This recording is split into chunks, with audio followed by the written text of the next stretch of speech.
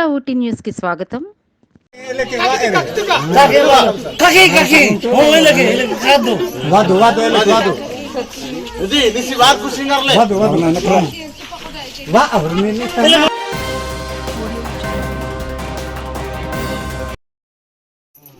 నా పేరు వాసు సార్, మాది పెద్దపడ గ్రామం సార్.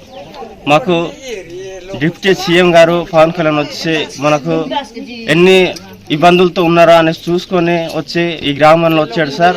వచ్చిన తర్వాత మనకు బ్రిడ్జి లేదు, రోడ్డు లేదు, ఊర్లో సదుపాయం లేదని చూశారు. చూసిన తర్వాత మనకు ఈ పనులు కూడా అన్నీ మేము మంజూరు చేస్తామని సార్ చెప్పాడు. సార్ చెప్పడం బట్టి మేము గ్రామస్తులంతా సార్ మీద మేము ఈ గ్రామం ఉన్నంత వరకు సార్నే మేము రుణపడి ఉంటామనేసి కూడా అనుకుంటున్నాం సార్.